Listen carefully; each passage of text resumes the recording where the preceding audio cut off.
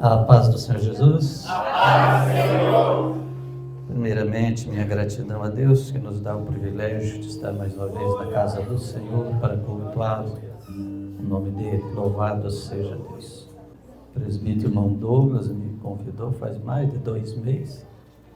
E hoje, perto do meio-dia, o pastor Maico me manda mensagem: pode pregar hoje à noite na sede?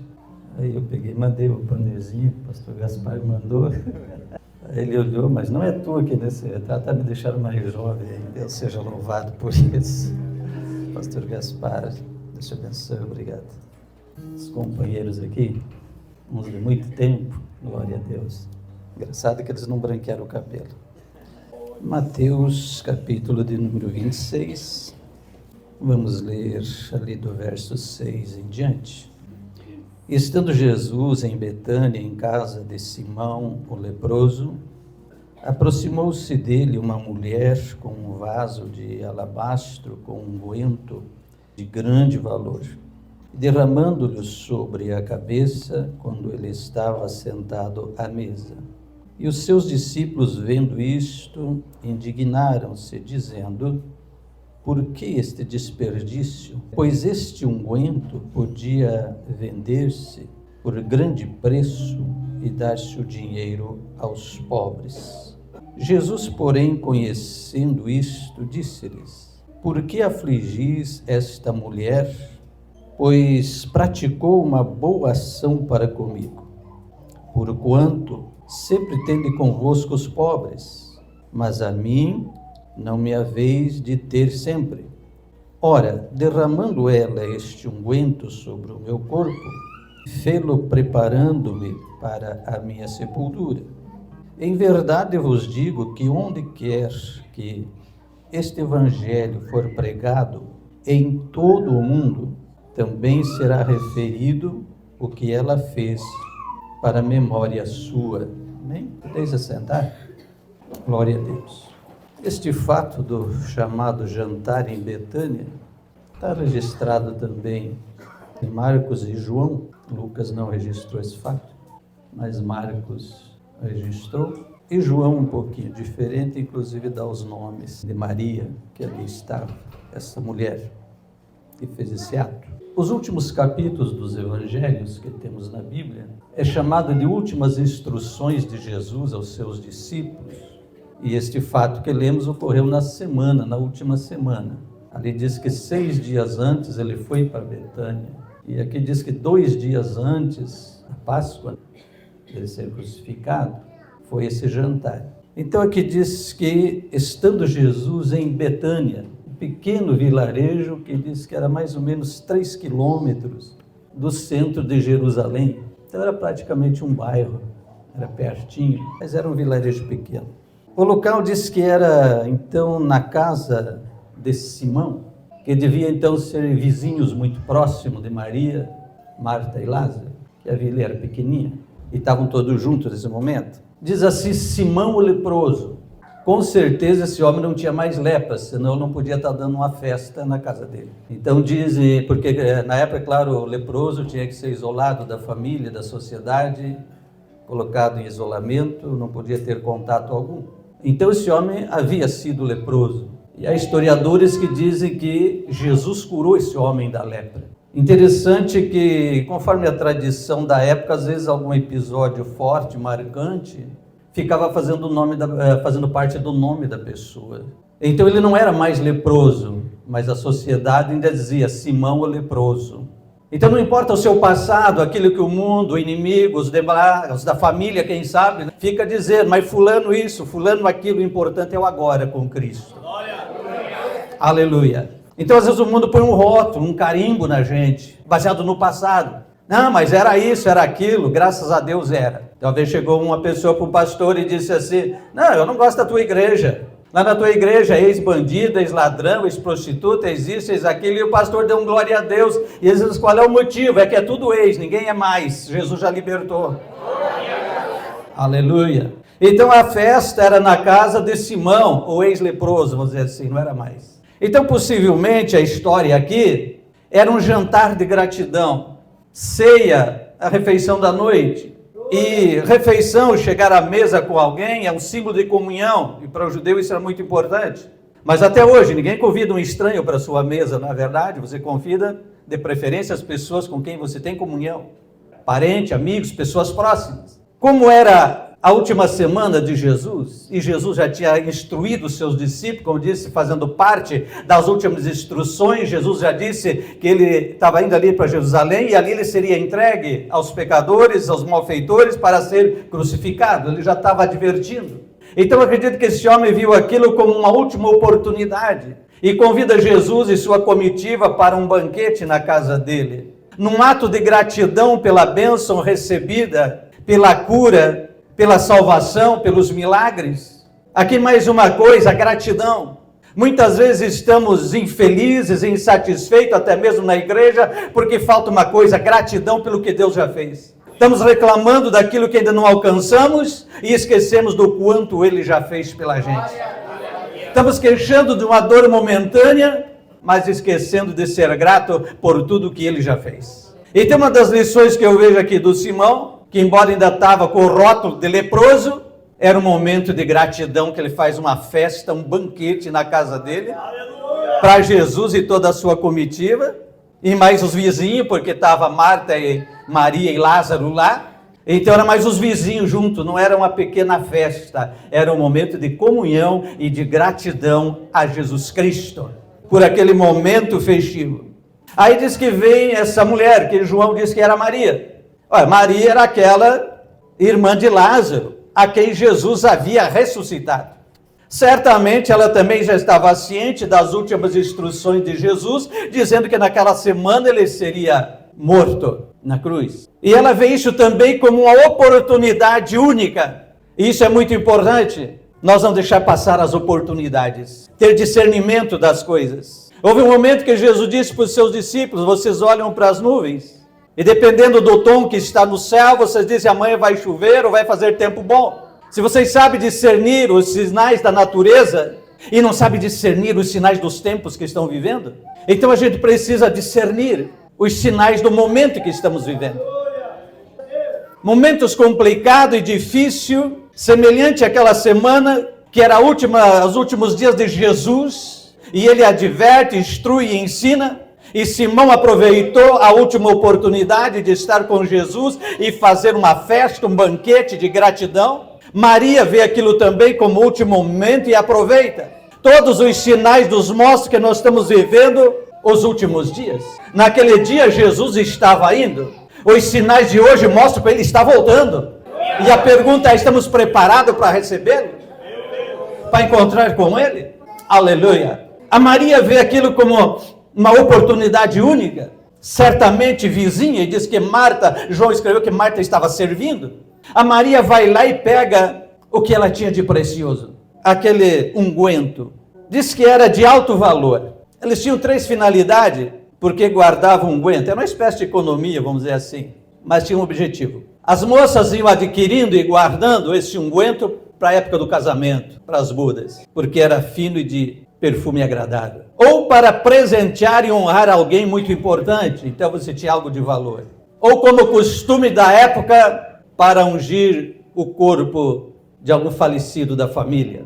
Vê que no primeiro dia da semana, ou no terceiro dia da morte de Jesus, no domingo pela manhã, as mulheres vão à sepultura com esse intento, ungir o corpo, levando perfumes. Era a tradição da época. Quando Maria pega esse unguento e traz, e ela quebra o vaso, sinal de que ela estava abrindo mão de tudo, não ia guardar reserva alguma, e derrama sobre Jesus. Diz que o perfume encheu a casa. Mas o que estava acontecendo? Uma festa, um banquete de gratidão, e ela completa aquele culto com um ato de louvor. Aleluia. E o culto começa a ficar completo. Tem alimento, tem mesa servida, tem comunhão, tem banquete, tem perfume, tem adoração, aleluia. E você diz, mas que coisa maravilhosa. E aí nós temos um foco de visão. O Simão estava com a visão de gratidão e oferecendo aquele banquete. A Maria completa, trazendo a sua oferta e derramando aquele perfume todo. Estava um ambiente tão espiritual e gostoso. Mas quando alguém vê ela derramar aquele perfume, alguém que não tinha visão espiritual, mas sim carnal e terrena, olha e diz assim, mas que desperdício. Por quê? Mas isso aí vale 300 dinheiro. 300 dinheiro era um ano de trabalho, de salário de um trabalhador, porque cada dinheiro, quer dizer, um dinheiro é o salário de um dia. Então 300 dinheiro era 300 dias de salário, era praticamente um ano de salário. Não era pouca coisa. Então a visão carnal de Judas, que liderou a revolta ali dentro do culto, de dizer isso é um desperdício, os carnais sempre geram problema e confusão. E sempre atacam quem está fazendo alguma coisa decente na obra. Não seja isso motivo de você se desviar, nem de murmurar, mas de glorificar a Deus. Que a gente acha que as coisas estão sendo certas e abençoadas quando a gente não está enfrentando obstáculos. Quando a gente enfrenta algum problema, a primeira coisa que a gente pensa, às vezes, Deus não está no assunto. E às vezes é exatamente por estar certo que tem problema. Porque toda vez que você quer fazer algo de bom pelo reino de Deus, você vai enfrentar dois inimigos, a carne e o Satanás. São dois adversários que você tem que enfrentar sempre. Então os carnais da história disseram, é um desperdício que essa mulher está fazendo. Ora, podia pegar esse dinheiro e dar para os pobres. A hipocrisia da história.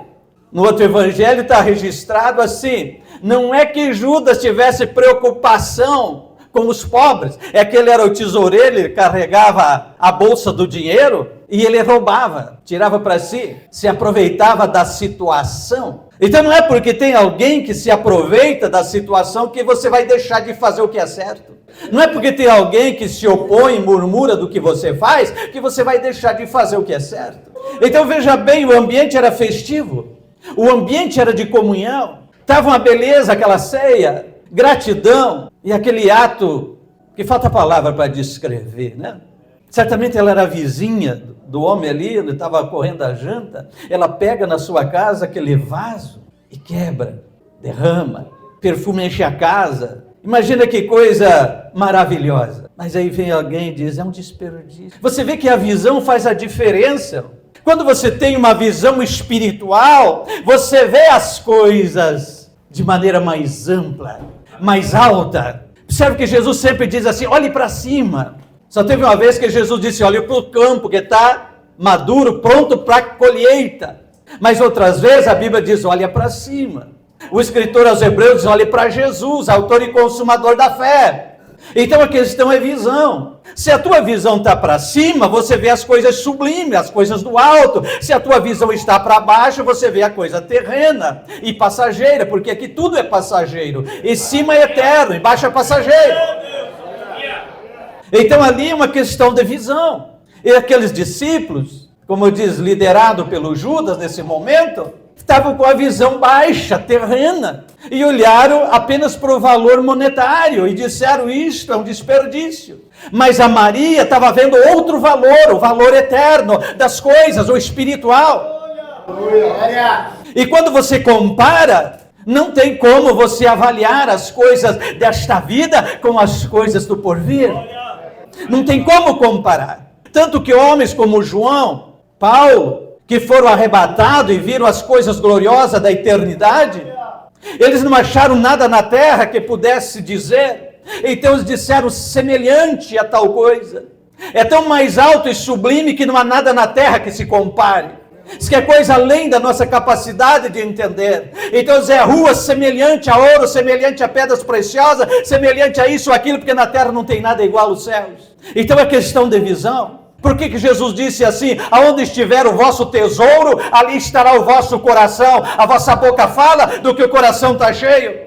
Então é questão de visão. Quem tem a visão para baixo nunca vê as coisas gloriosas de Deus. Quem tem visão só para as coisas terrenas, materiais e passageiras, vive em dor e aflição. A Bíblia já diz que aquele que ama muito o dinheiro, as coisas materiais e terrenas, se transpassa com muitas dores. Porque assim como ele junta e aperta, salta pelos vãos dos dedos e não consegue segurar e vai embora. Foi isso que Jesus disse, aqui o ladrão vem, a ferrugem vem e consome, corrói e tudo vai embora. Mas lá ninguém rouba o que está lá. Então todo o depósito e poupança de vida que a Maria tinha, ela depositou nos céus, aleluia.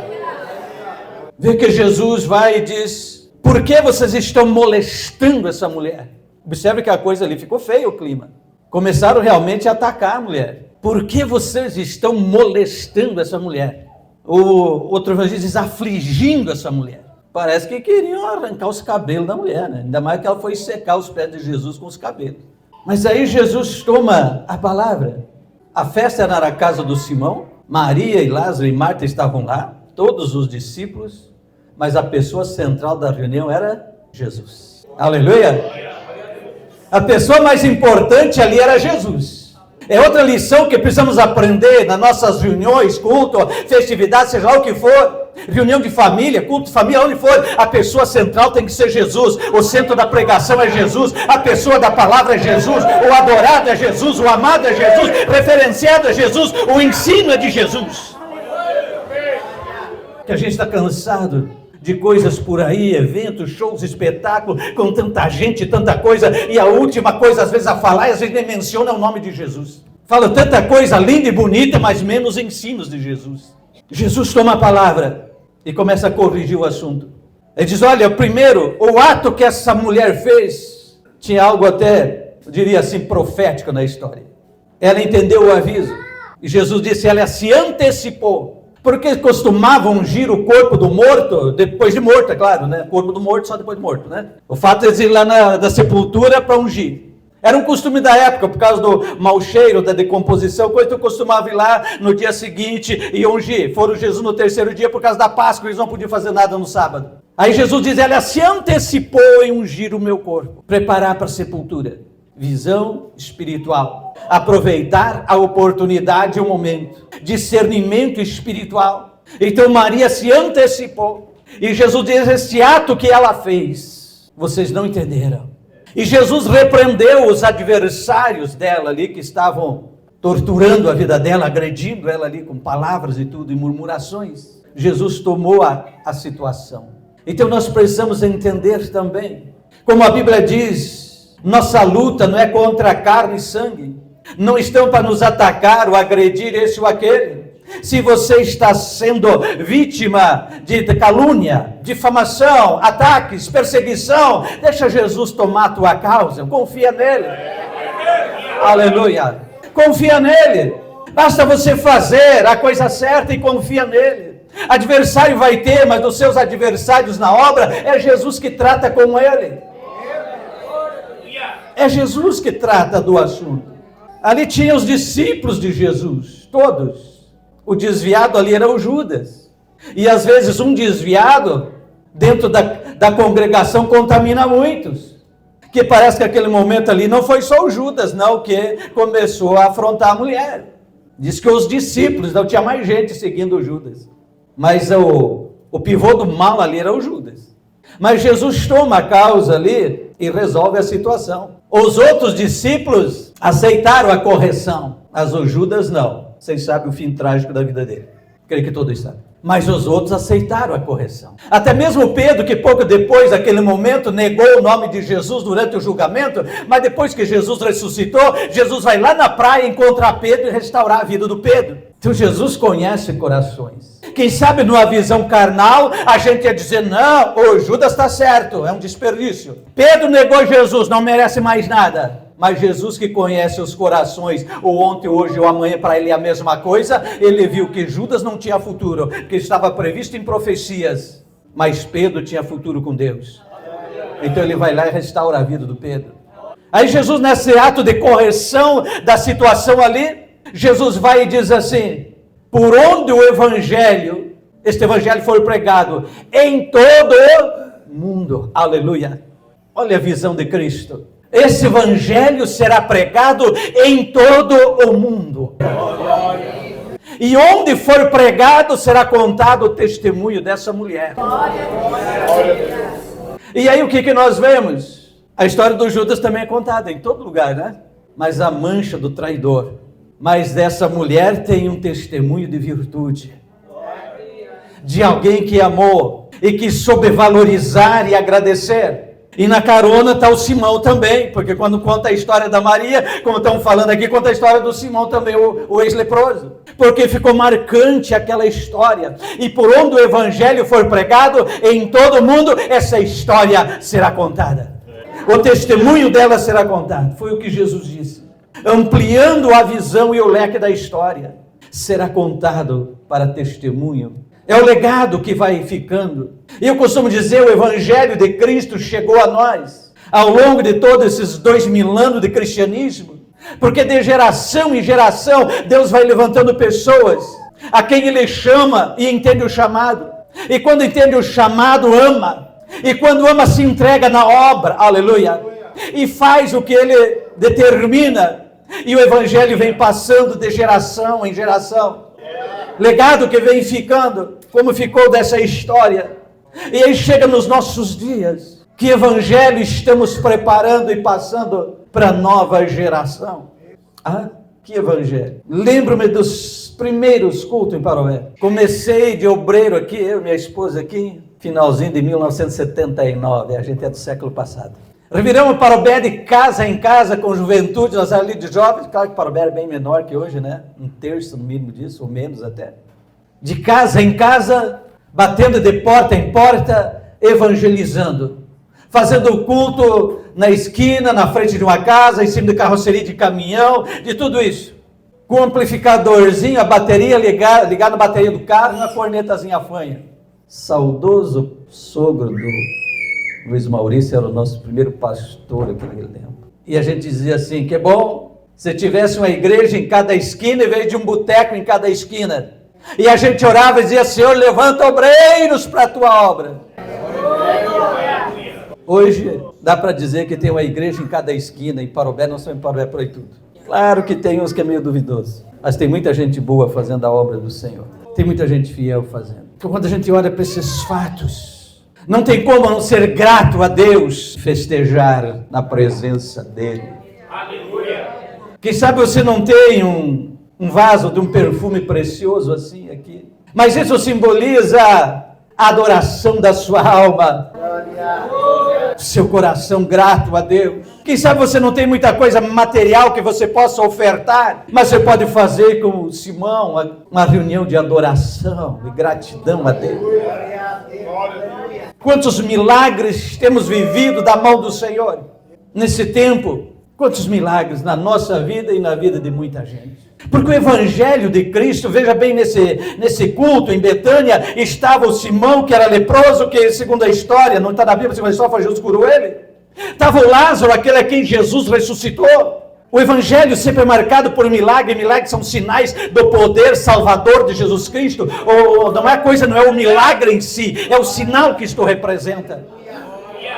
Quando Jesus multiplicou os pães e alimentou aquela multidão, diz que no outro dia Jesus foi para o outro lado do mar, ou do lago da Galileia, e a multidão que tinha comido pão procuraram Jesus e se informaram que ele tinha passado para o outro lado, foram para lá.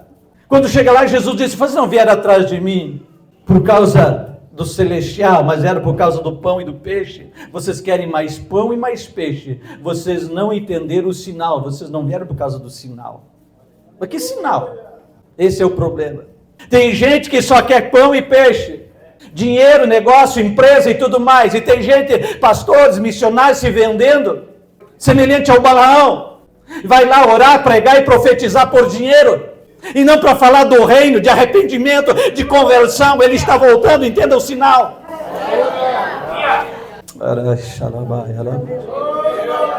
O sinal da multiplicação do pão é para dizer, eu sou Deus, eu sou o Senhor, eu sou o Salvador, eu tenho vida e vida eterna.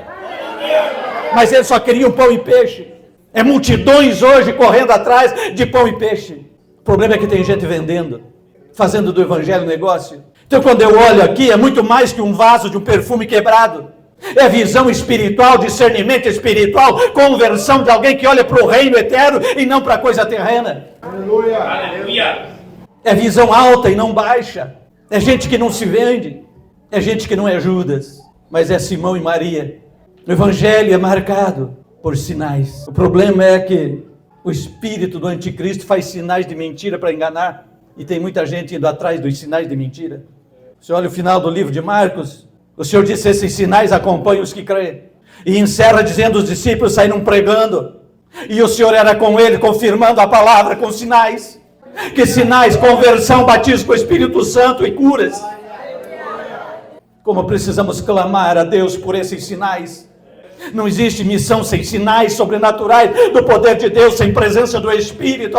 Aleluia! Sem o batismo com o Espírito Santo, a cura, a libertação não existe.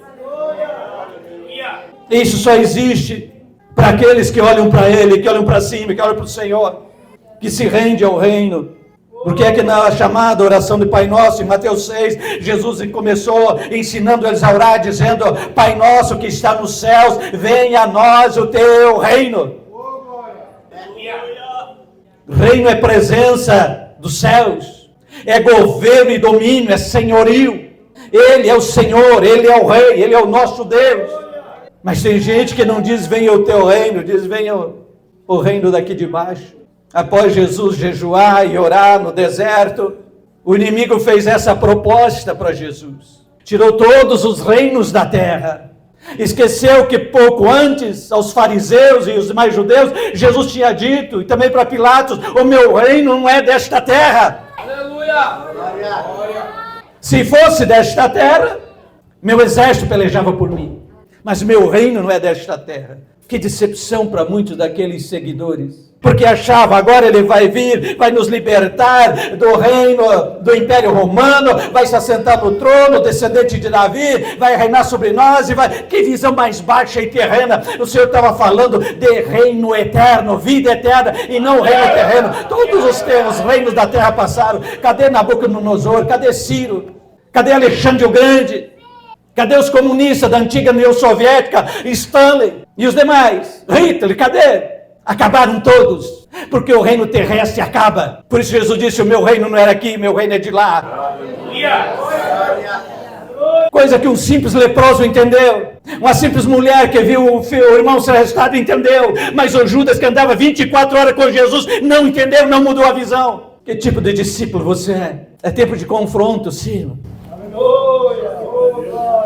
É tempo de confronto, porque a Bíblia diz: todos os sinais mostram, Jesus está prestes a vir buscar os salvos. Eu disse os salvos, tipo Maria, tipo Simão, tipo Pedro, que se converteu depois. Ele vem buscar o salvo. Aquele que anda com os pés na terra, mas o coração no céu. Aquele que vai chorando, gemendo, mas vai levando o evangelho. Diz que ele vai subir, levando os seus molhos, a sua colheita. Imagina a colheita de Maria. Quanta gente é ganho com o testemunho dela. Quantas mulheres são impactadas com essa mensagem da Maria. Quantas mulheres se converteram pelo testemunho dela em todos esses séculos de pregação do Evangelho. Qual é o galardão e a recompensa dessa mulher? Qual é a recompensa? Se a Bíblia diz que uma alma vale mais que o mundo inteiro perdido, qual é o galardão dessa mulher? Glória a Deus, meu Deus, aleluia. Coloca no lugar dela. Qual é o teu galardão?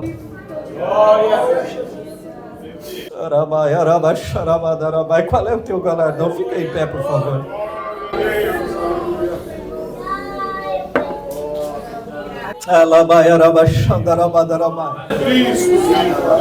Fala com o Espírito Santo. Fala com ele agora, porque ele está se movendo nesse ambiente. Porque ele está se movendo nesse ambiente. Aqui, fala com ele agora. Porque eu sei que ele está falando contigo. Porque eu sei que ele está te chamando. E está dizendo: eu tenho uma obra contigo. Eu quero fazer algo por ti e através de ti. E quem pode dizer: eis-me aqui, Senhor?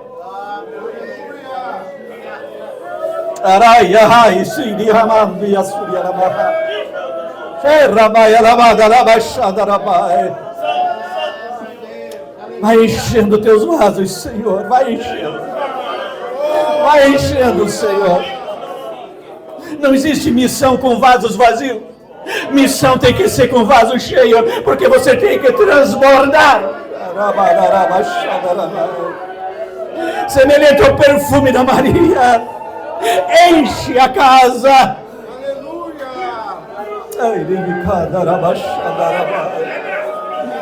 Vem à frente. Vem à frente como Maria. Vem aqui para entregar a Ele. Vem aqui à frente entregar a tua alma e a tua adoração, se derramar na presença dEle e ser cheio do Espírito para você levar aonde precisa levar. Você tem que derramar para os outros, transbordar para os outros aquilo que você recebe dEle. Vem agora. Você entendeu a palavra? Vem aqui. Vem à frente. Vem à frente que nós vamos orar agora em nome de Jesus.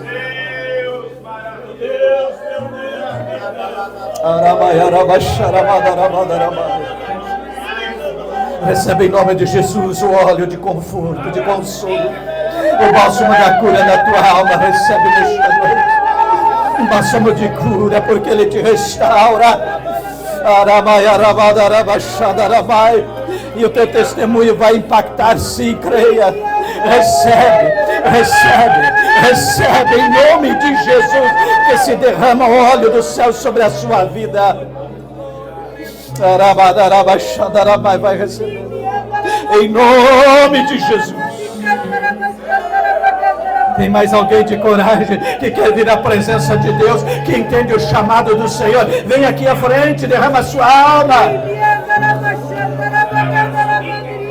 Entrega teu caminho ao Senhor, confia nele. Senhor, para levar a tua palavra, para levar o teu evangelho, Deus, colocar a planta do meu pé, Senhor. Tem misericórdia. Vamos orar. Tem misericórdia. Senhor nosso Deus e Pai, quero te louvar e adorar-te, bendizer nesta noite, te glorificar. Porque o Senhor é Deus. Toma tuas filhas das tuas mãos, Senhor. Enche-os da tua graça. E o teu nome venha a ser glorificado, Pai. Estende a tua mão para salvar e curar. Estende a tua mão, Senhor, para operar sinais, Senhor. Bendito seja o teu nome, Jesus.